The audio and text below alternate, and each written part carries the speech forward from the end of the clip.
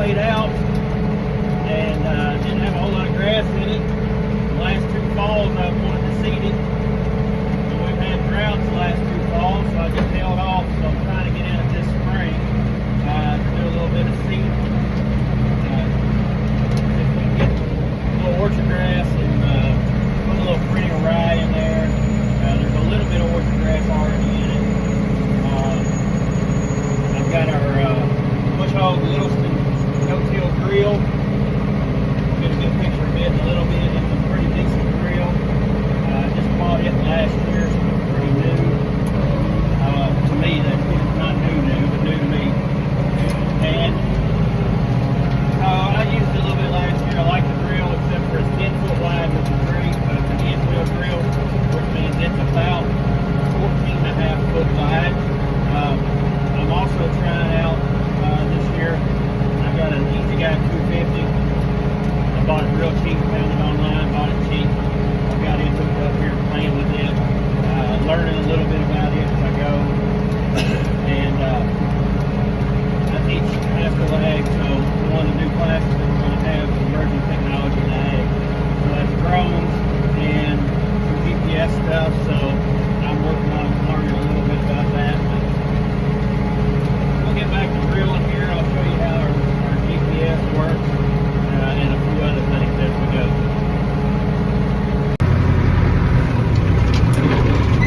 Not sure how well you can see the Easy Guy here, but right across here is the light bar, and so it's got 3 green lights in the middle.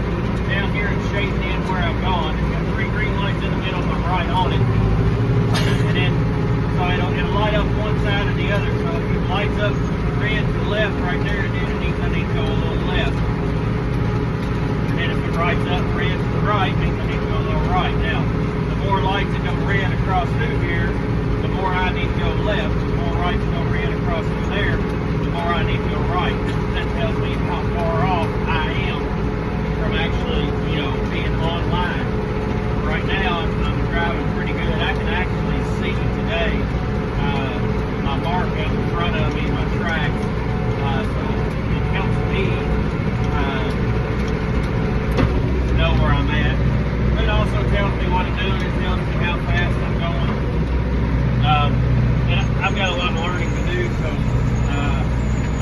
it will show me at some point in time how many acres and things like that. So I myself am just learning how to do this. And this is a simple one that I can learn on. You guys that are out west, obviously, Grain Belt and stuff like that. Even some around here in Kentucky. You guys are doing a whole lot more with GPS, variable rate, and all that stuff. So I'm just a cattle farmer, so I'm learning a little bit about it as I go.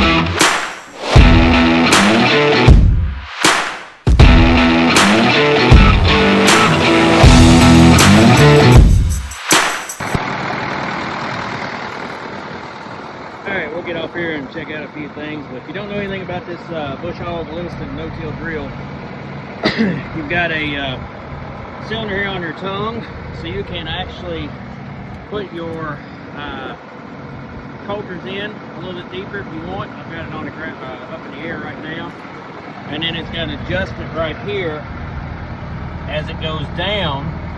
Then on this adjustment, that pushes that valve right there, and that's how far down your depth setting goes. Let me see here. So you can see that. And then here, put the face in, but I can. Now it's supposed to have a deal right here that you can lock in on there, and that won't let it move. But this one's gotten worn, so that didn't work out too well. So it's got these large tires on there, little tractor tires, and they drive it, and these have fluid in them. I'm not sure if every one of them has or is supposed to have, but it's got fluid in them, and the whole thing weighs about 7,000 pounds. So I want to make sure that you got plenty of tractor behind it. Now they have two boxes. One is seeds, one is fertilizer. Unfortunately, somebody took the divider out of this one, so it's one big box. I do hope to get the divider back put back in it, but all your change and everything is in some gears here. You've got change your drives here and your transmission basically, and it's just changing one chain to the other. And you've also in behind this here, the shield.